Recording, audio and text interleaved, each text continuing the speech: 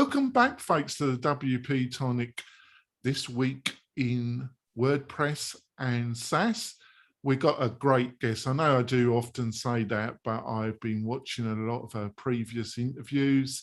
She is a truly marketing expert, totally knows her stuff, and it should be a great show. We've got Amanda. I'm going to let Amanda introduce herself in her surname.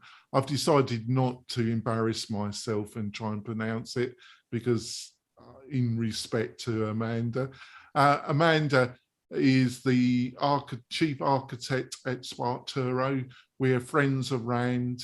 You know, Rand's been on the show a few times as well, and it's just going to be a blast of a show. So, Amanda, can you quickly introduce yourself to the WP-Tonic tribe?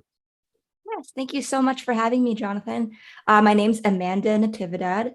I am the marketing architect over at SparkToro. Although marketing is sort of a third career for me. Throughout my marketing career, you know, I've worked at direct-to-consumer brands, B2B brands, all in various content marketing and head of marketing roles. But prior to this, I was a tech news journalist and then a classically trained chef. Yeah, multi-talented, unlike me, tribe. What's it like to work with a SEO content legend? It's incredible. I mean, it's as amazing as you might think. But one funny thing was when Rand and I were talking about working together, I sort of had this panicked imposter syndrome moment. And I blurted out, I'm not that good at SEO. I'm just okay at it. And he kind of looked at me blankly, like, and he said, I don't care. Amanda, he does that every time he comes on this show. He just looks at me. So, Stephen, would you like to introduce yourself to the tribe, Stephen, the new people that are listening to us? Yeah, my name's Stephen Souter from hustlefish.com. If you have complex WordPress problems and it feels like you're banging your head against the wall, we can help solve them.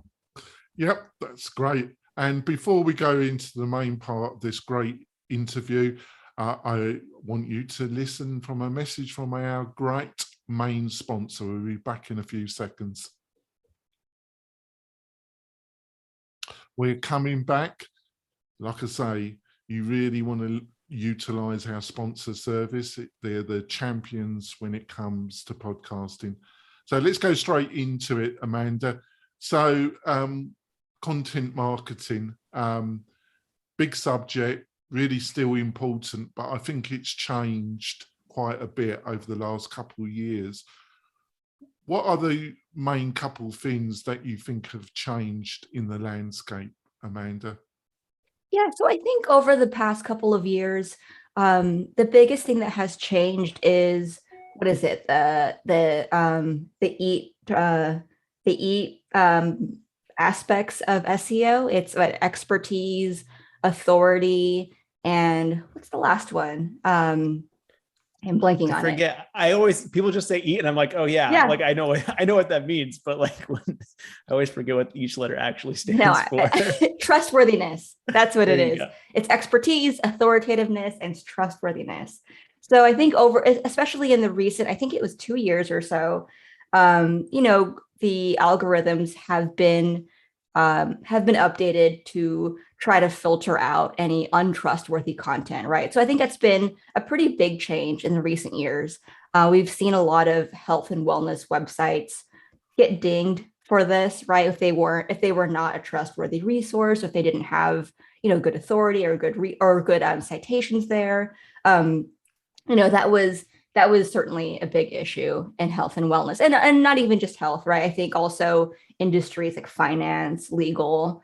So that has become, you know, kind of a big change in the recent years.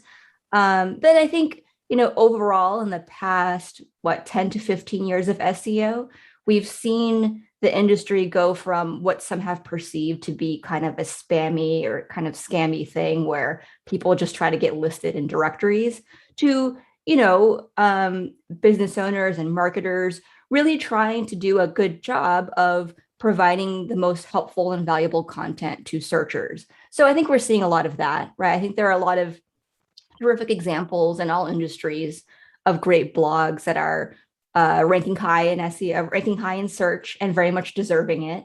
So I think that's been some of the changes. And I think, last thing I'll say here is, I think especially over the past 1.5 to 2 years, amid the pandemic, that we've been seeing a lot more marketers and a lot more teams become savvier about sort of what I'll call like non-paid marketing, the side of marketing that's more focused on content and brand. I think we've been seeing a lot more marketers become more savvy about that, and a lot more business owners and stakeholders become aware of the fact that those things are long-term investments, and over time they can pay you dividends on, your search ranking, your reputation, brand awareness.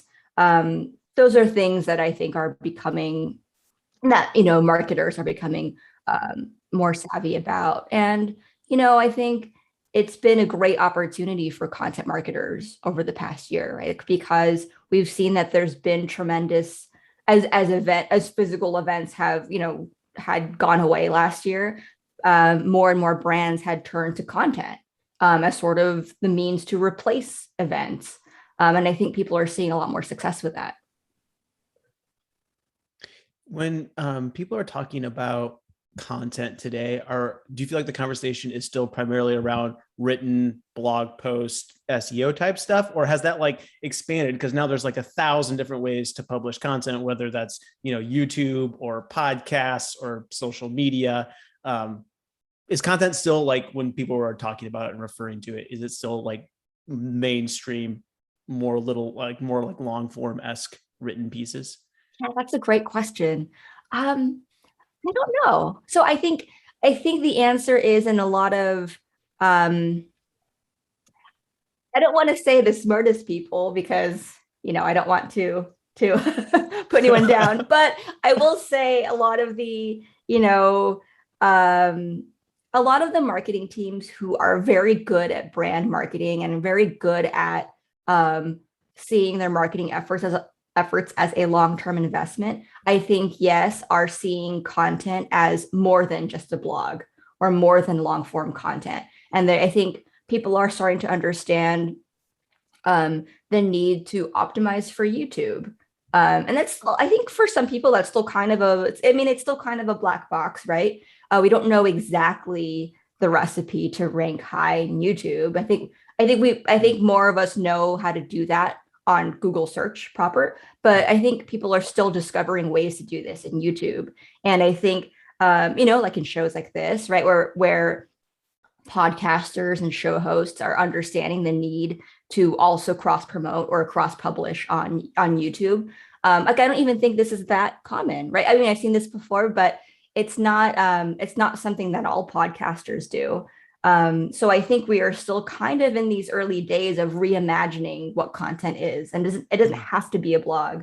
It doesn't have to be any one thing, but I think people are starting to understand the different kinds of content platforms that work best for them and for their capabilities and interests.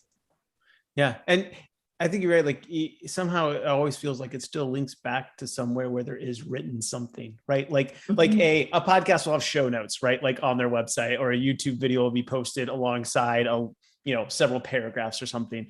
Like, it still exists in this written space because that's the web. Yeah, I agree. And there's a little bit of that in YouTube too, right? Where in like just in the video descriptions, you have all those opportunities for latent links, adding chapter markers, and all those things are all text, right? But that's what helps you rank. That's so true. I didn't even think about that. Like, if I think back, like at my own like YouTube browsing viewing history, like the amount of times that I've opened up like what has been written about the YouTube video has like dramatically increased because people have like other valuable content that they're throwing in there that I care about or want to see about. So Amanda, understanding your audience. I've got to tell you, Amanda, one of the problems with podcasting, we've got a pretty large audience for this show, but who they are, I really don't have much of an idea who's actually listening to this, apart from the numbers are quite large. You know, how important, first of all, how important it is to understand who your audience is to have an effective content marketing strategy. And if you've got any quick insights about how you understand your audience. No, I mean, I think it's very important. I think there are a number of ways to go about this. Some of my favorite ways are to figure out if you can find maybe a handful of people specifically, like maybe it's seeing who's viewing on the YouTube stream, and then looking up those people, of course, based on their public social media accounts, and then just trying to get a sense of the other social accounts they follow, maybe the websites they frequent, getting a sense of what they talk about online. You can do this through kind of classic social listening. If you find them on Twitter, and if they are active on Twitter, you can follow them, put them on lists, and kind of keep a pulse on what they're talking about. And you can also tap into a tool like ours. I got SparkToro, which I did not run this by Rand, but I like to call SparkToro more for social understanding, not social listening. So I think, classic social listening tools will show you the conversations and hashtags or people in real time.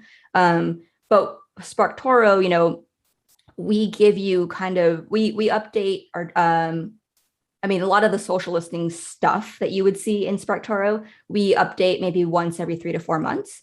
And so with that, you're able to see things on a more thematic or more holistic level. Like you're able to see some of the key phrases that people within your audience, what they talk about publicly online, or what hashtags they've used over the past 120 days. Things like that would give you a good picture of what people might be thinking in a given quarter or in a given season. And I think that's really helpful. And then when you use SparkToro for some of this stuff, you can, for instance, if you look at a certain social account's Spark score, you can see some of their related accounts. So if you're able to uncover maybe a couple of your listeners, like their Twitter accounts, you can do a search like this. And then you could also, do searches for maybe whoever follows your social account or the show's social account. If you enter some of the key influencers, maybe that you're related to, whether they've been on the show a couple times or that they listen to the show, doing a search for them, and you can kind of see you can kind of do some pattern matching of, or what are some of the other podcasts they listen to? Do they listen to this one? What are some of the YouTube channels they subscribe to? What websites do they frequent, and what press publications do they follow? So you'll be able to see a lot of stuff like that. Yeah, I actually been utilizing SparkToro myself, and I'll probably do a video tribe and show you my pathetic efforts around using the tool. But I've been quite impressed so far. Over to you, Steve. So the underlying idea is that you're looking for a commonality in your, in your group. But once you find that, like, what are you doing with that? Are you trying to produce content around that? So when people search for those things, are you trying to get engagement, or like, what's the overall like holistic idea or strategy once you have that commonality determined? Yeah. So what we say here is we help people find their audience's sources of influence so that they can do better marketing. So it could be a number of things, right? So this could help inform your overall content marketing strategy. Some of the things that SEO, doing a keyword research strategy, can't answer, right? Like maybe a keyword research strategy can guide you with overall what topics to cover, right? And like with regards to search volume and difficulty. Right, that's a whole separate piece, right? But there might be an aspect to the quality of content that you want to produce that a keyword research strategy doesn't really tell you, right? There might be certain ways of reframing your blog posts. There might be when you run some searches in SparkToro, you might learn, oh, actually my audience based on what I've learned about my audience, there's probably more opportunity in podcasts than a blog for us at this time. Maybe we can do both, but let's focus on the podcast so we can grow that over time and attract the people that we really need to reach more efficiently. So that could be one. A lot of people are also using our tools for things like buyer personas, right? So when you find some of the commonalities, you can start building out personas that are based on the public behaviors that they have online versus a survey where someone says, oh yeah, I read the Wall Street Journal, I'm smart. That's one aspect. And then one of my favorite use cases for SparkToro is actually PR. We've had a couple of really savvy, PR consultants and agencies that have used the text insights that they uncovered in SparkToro, baked them into the pitch for a certain publication, and then came back to the publication to say, hey, based on the search that we've done in SparkToro, we've seen that your audience is frequently talking about these topics, and you haven't covered these topics in your news coverage in the past 2 months. Here's why you should share our story, and here's how this fits in. And we've seen, and I can't mention publication names or anything, but we do have a couple of real examples of this actually happening, and it worked with these pitches. That's really cool. So it's kind of like keyword research mashed up with like look-alike audiences, but like before the person is searching for it, or like about like what the person is talking about. Like when you're doing keyword research, like you're always like, what are people searching for? But if you're using something like SparkToro, it allows you to hop into the conversation that your people or your group of people that are like following you or you care about are talking about, so that you can like even get ahead of that. It's not just like where you're researching, you can be a part of that conversation. It's about like being a part of that group instead of just like, oh, how do I cater to the people that are looking for an answer X, Y, or Z. It's also about finding a lot of these hidden gems and really bridging that gap between the things that people say they do and what they actually do. A lot of it is that, right? Like I kind of alluded to that with, I read Amanda, you know me so well, Amanda. Exactly, right? So, I mean, there are other use cases and related to performance marketing that you could use with SparkToro, like finding podcasts to sponsor, right? Because you might find within a given niche, you might find a couple of seemingly small podcasts that maybe you haven't heard of, but maybe you'll find, oh, based on the 5,000 people in my audience, who talk about this given topic, 5% of them listen to this podcast. That's a pretty substantial amount. Like maybe I should consider sponsoring this. And then because that podcast is so niche, it might not be like $20,000 to sponsor them, right? It could be a little bit more economical than that. You can also find YouTube channels that get outsized views relative to their following. And I did a search in the makeup and beauty product industry for this. And something that surprised me was there's a I think it's a Korean skincare line called Soul. I think it was SoulCeuticals. It could have been that one or someone else, but they had whatever subscriber account they had. I think it was 5 figures. They had millions of views.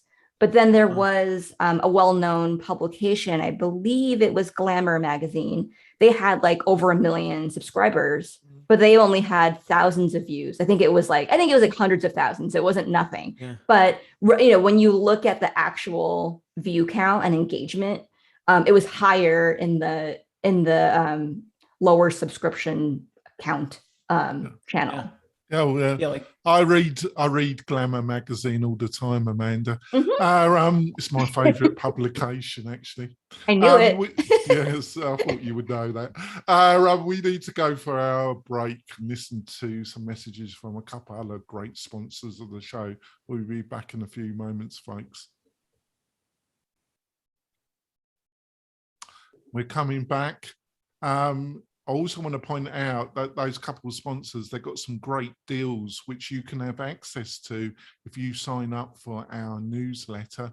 And on our newsletter sign up page, you will have access to some exclusive offers from those sponsors. So go over and sign up for our newsletter. So let's go on with this great interview, because it's rather important. There always seems to be traditional in slightly, you know, we cater for the WordPress professional and SaaS startup communities. That's what our tribe is, Amanda. But in more traditional, slightly larger organizations, let's say 25 to 500, you have sales departments and you have marketing departments. And there always seems to be, I wouldn't say conflict, but stress, because there's, you know, the sales department's always complaining that the leads that the marketing generate aren't real leads.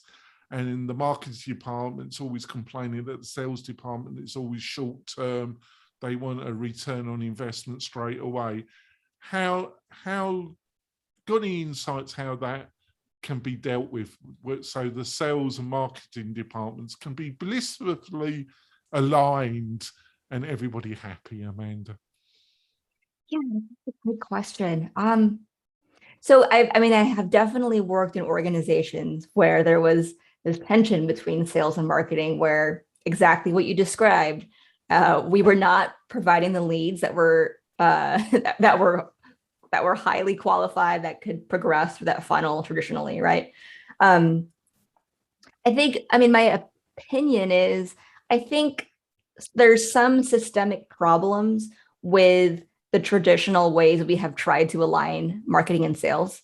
I would love to hear success stories of someone who's done this really well, but I have a kind of a bone to pick with the classic MQL to SQL to PQL thing. I don't know. Can you explain some of those? Yeah. Right.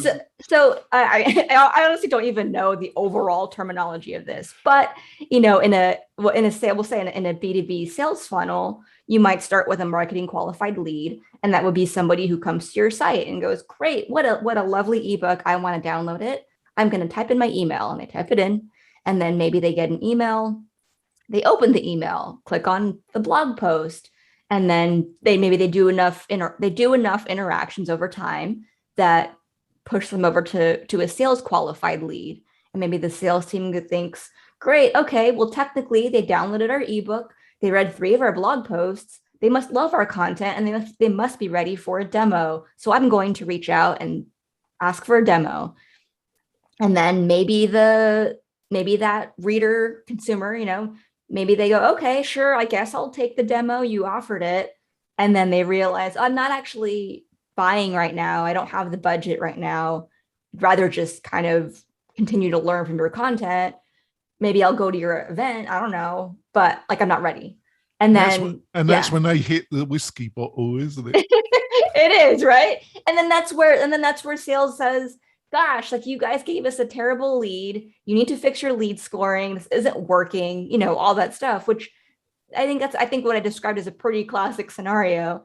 Because I think that, the problem there is that that's where marketers are conflating engagement with intent to purchase.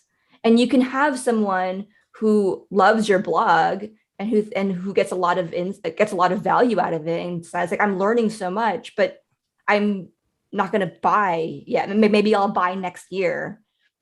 And I'm sure that's frustrating for a sales team that needs to meet a monthly or quarterly quota. They don't want to, nurture a lead that might convert, 18 months from now. Nobody wants that, right? Yeah. So that's before I throw it over to Stephen, is the real problem, I totally agree with what you just said, but the real problem is they've got a problem with their offering, their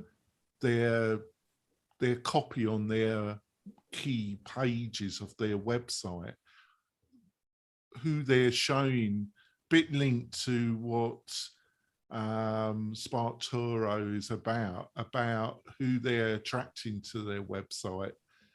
Because if you've got the right offering with the right message, they start approaching you.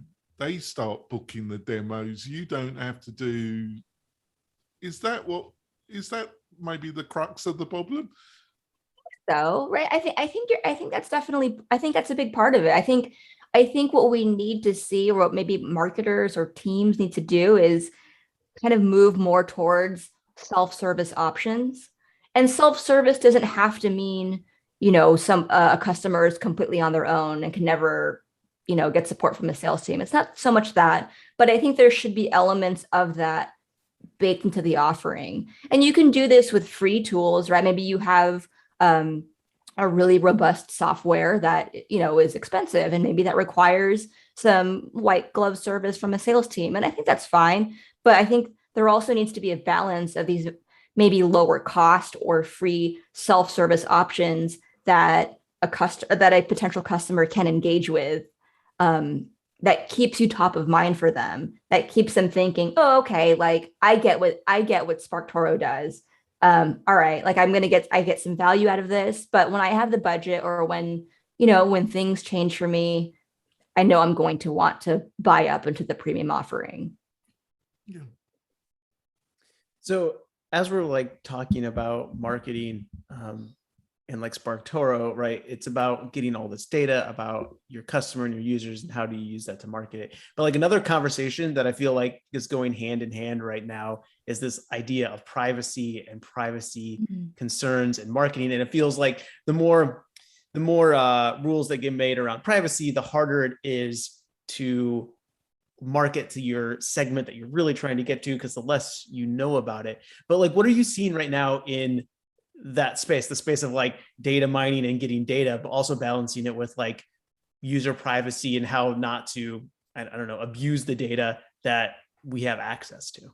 Yeah, I mean, I think what's tricky about that is I feel like consumers have been trained to think about the wrong things with privacy, right? Where I think like people don't realize how much they are cookied or pixeled by companies like Facebook or Google, right? But they're upset about retargeted ads that may or may not have anything to do with the way Facebook works, or it has a little bit to do with it, right? So I think when people are upset about retargeting, that's an example of kind of privacy concerns gone wrong, where it's, I mean, you looked up the thing, you went to the website, you clicked on it, you put things in your cart, and now you're mad that you're getting more marketing about it. Like, that's a pretty direct, behavior that is understandable, at least in my opinion, to get marketed to. But, there are the things like the kind of scarier things, I would say, that are like when like this was a couple years ago, people have found that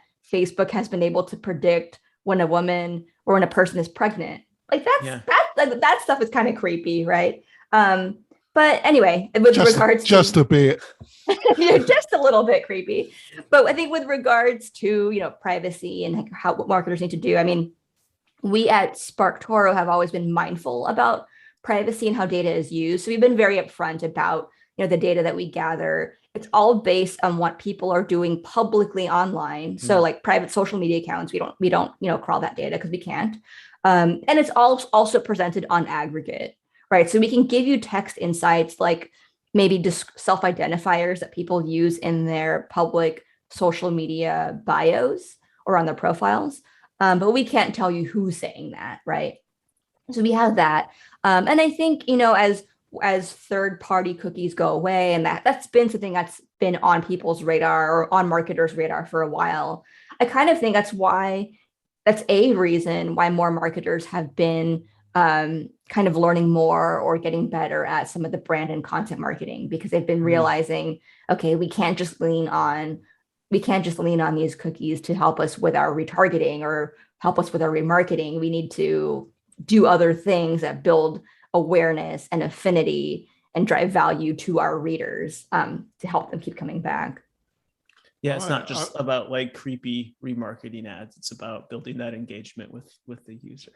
Yeah, we need to wrap up the podcast part of the show, folks.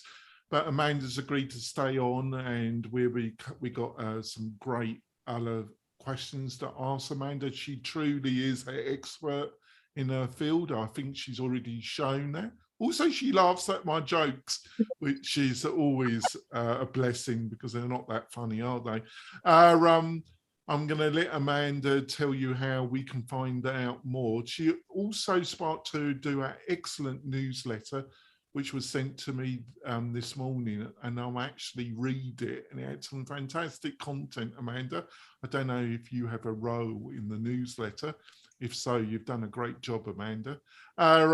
So, Amanda, how can people find out more about you and your thoughts, Amanda?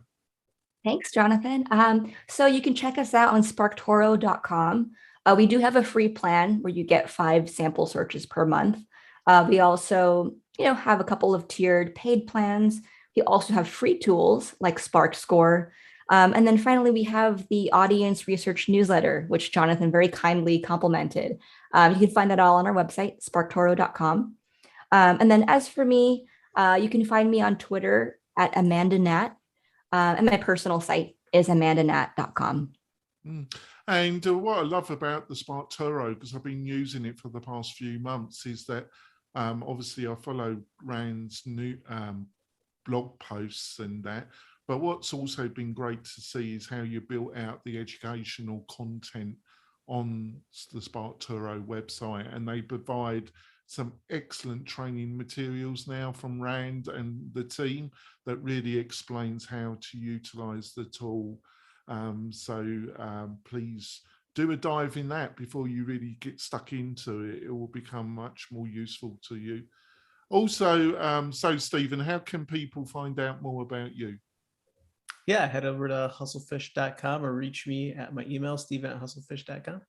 And before we close the show, folks, please go over to the WP-Tonic Facebook group page and join us there. We have a great conversation. We're posting a lot more there. It's for people like you. You can ask any questions from our moderators, and we're trying to build a real community. And also, like Amanda, we got a great guest next week. Amanda's been great, but we truly have a fantastic,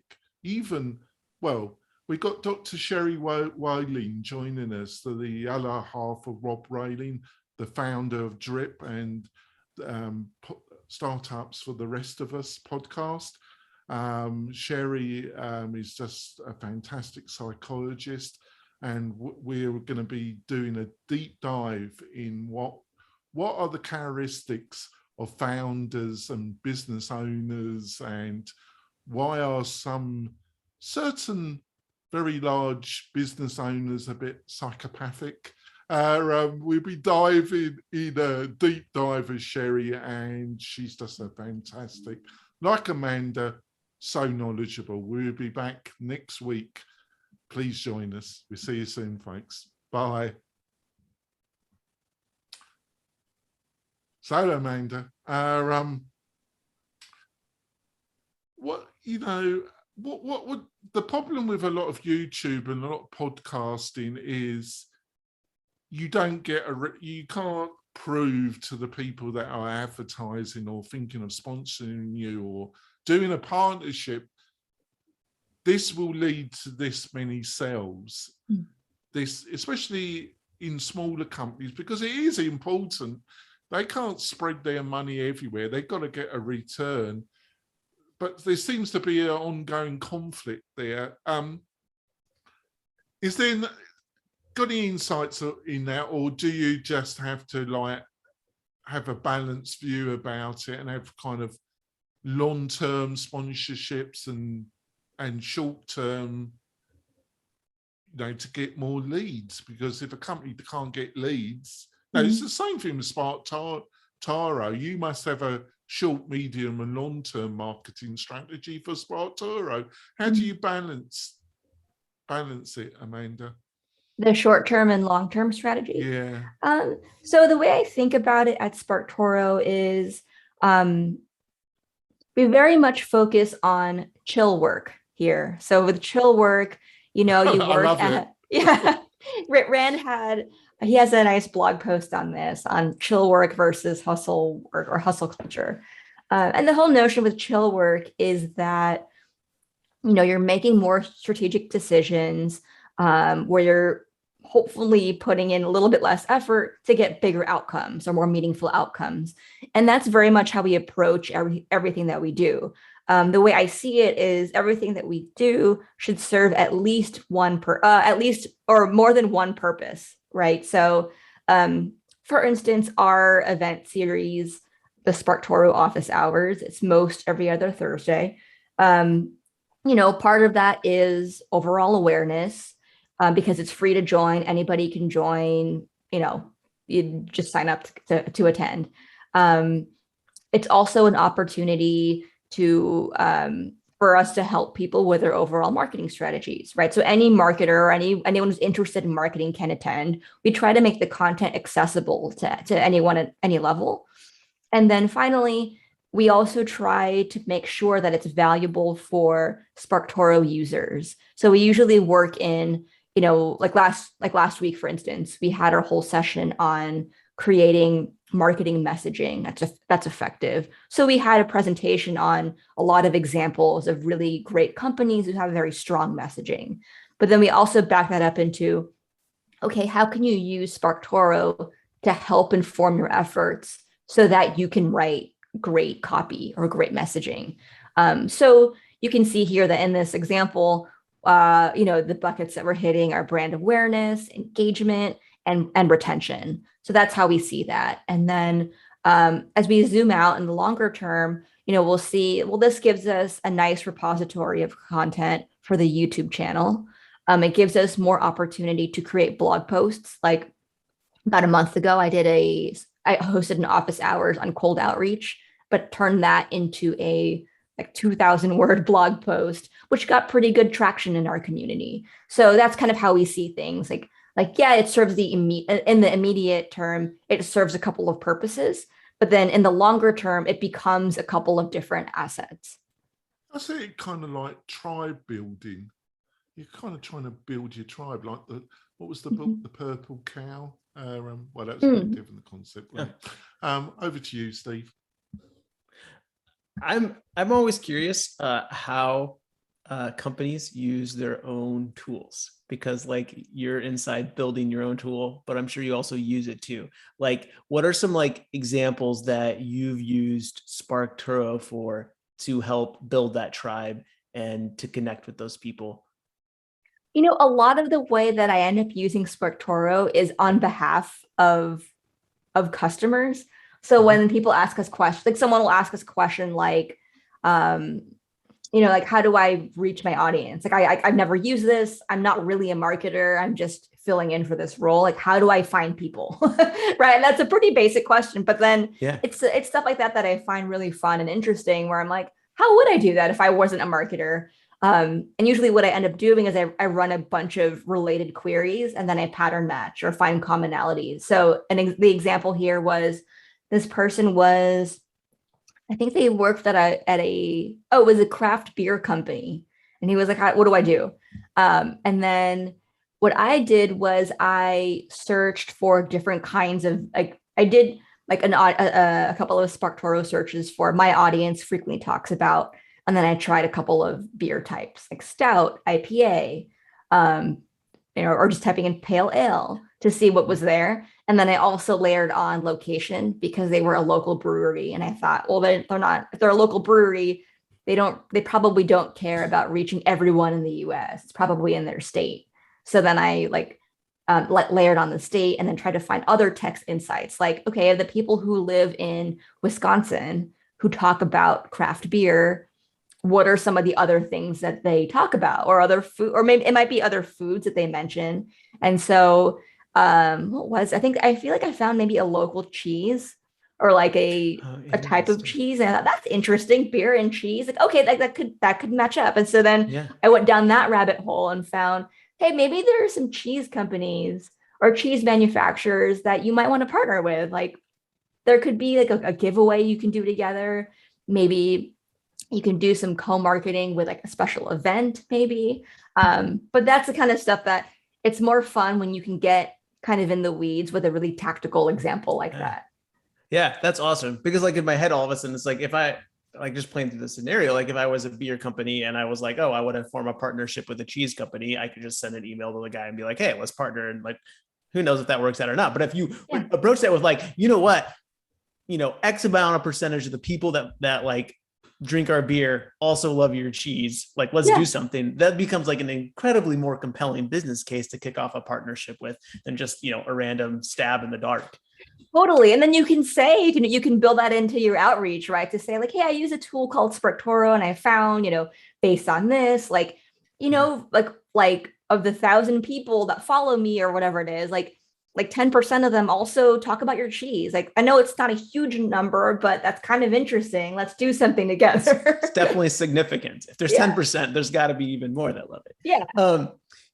What do you have to start getting that data? Like, are we talking like an email list that you upload, or do I have to have a Twitter account and an Instagram account people follow? Like, where does that data pull from? What do I have to start like looking at that data?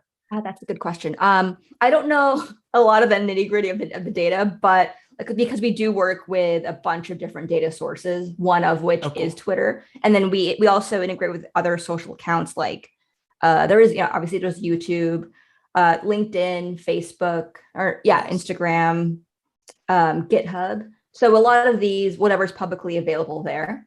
And then I would also add. Can I just interrupt? I also think SparkToro, one of the great things about it is, I use more traditional SEO tools to look at competitors' best posts that are ranking. And then I make a judgment call using other tools. Should we develop content that will hopefully compete with these existing? But with your tool, you can actually put competitors' websites and see who their audience are and who's talking about them and what podcast that audience is. So you get a much bigger idea of the landscape about where the sources that your competitors are getting their main, who is their tribe. Yeah, definitely. Or then you can also figure out, if there are other opportunities like podcasts, social accounts that maybe your competitors are not engaging with, that there's reason for you to believe like, oh, but our audience does frequent this website or this YouTube channel. Like, I'm going to try to reach them in this way. But yeah. Just one last question, and then we'll wrap it up, because I know Rand's a real taskmaster, and you got it. Chill work though. So if you were starting your own, and I know you're too intelligent and too wise to do this, if you were starting up your own startup, your own online company, where would you start? Because there's an endless list of things to do. So you've got a technical founder and you're the marketing person, all right? So you're the outreach marketing person, and you've got a technical founder, and you've decided in madness to do this startup, Amanda. What would be the first 2 to 3 things that you would be working on to make this, so you don't lose your life savings and end up you and your husband on the street, Amanda? The things that I would do early on are, I would focus on building an audience and building affinity with that audience. So whether that is growing a social media account or focusing on a podcast or a newsletter or a blog, it's probably like 2 of those things, right? I would focus on that first. Because the way I would think about it is, I don't want to spend all this time building something with my technical co-founder and then be like, great, now let's go find some people to give this to, right? I'd like to figure out how to build the audience and build that affinity ahead of time, so that when we do launch, maybe there's a small audience there, but when we do launch, there's already a captive audience, however big or small, to start some marketing to. Yeah, that would be wise. It's amazing so many That's the great thing of doing plugins and being part of the WordPress community, because a lot of people already got that audience by being part of the community, really. Amanda, it's been fascinating. You've been a great guest. You must come back in the new year and join us for another conversation. Hopefully you agree to that, Amanda. Yeah, And I give love my that. best regards to Rand. Hopefully he will return in the new year for our Friday show, which he dealt with great experience and charm. We'll see you soon, Tribe, with another great interview like we've had with Amanda. We'll see you soon, folks. Bye. Thank you.